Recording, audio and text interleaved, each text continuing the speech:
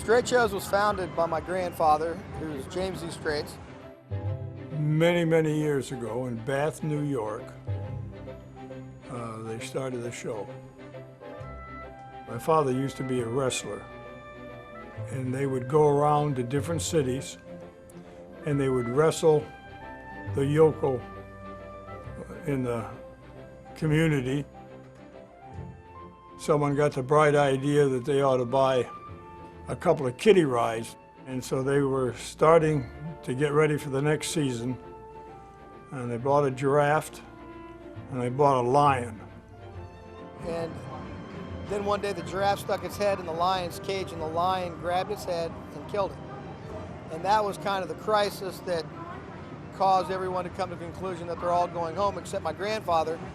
Everyone else left, and he bought out their interest, and it changed its name from Southern Tier Shows to the James E. Strates Shows. And we grew up on the show, living in a railroad car, and traveled around the country and thought it was a normal thing to do. It was just wonderful.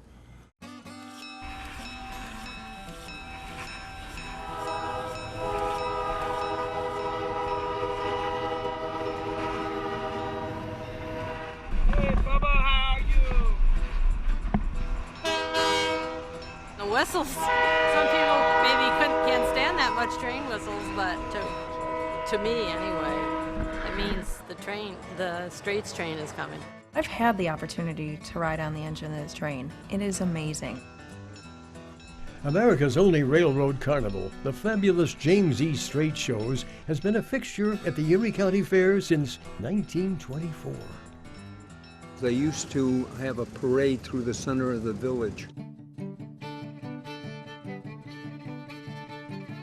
It went through Hamburg and then came in the main gate up here and paraded around the racetrack.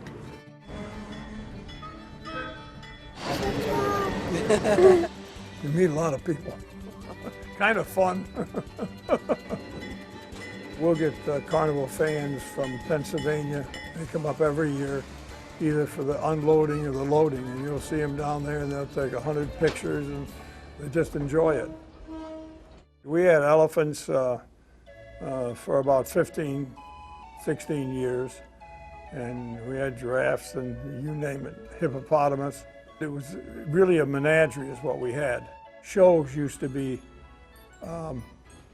much more dominant than they are today. If you ever wanted a police officer, you'd have to go to the girl show, because that's where they hung out. I remember jumping the fence to get in because that was a sport. As like a 13-year-old, how we would sneak into the burlesque show on the Midway. And the Midway was totally different. But they put on a wonderful, almost like a little Broadway show. It was great. But people still think about the double Ferris wheel. They loved it. Things changed and the show started to drift away, and as they did, we were left with what people normally would consider today's carnival, which is predominantly a group of large rides that are becoming more lit and more computer driven. I mean, the big trend right now is to put LED lights on the ride. The type of rides that you have today and the much larger rides, like the roller coasters, that giant wheel was unheard of, in times past. Fun, just fun. It was always exciting. Prior to World War II, there were 45 railroad shows in the country. And of course, there's only one left, and that's us.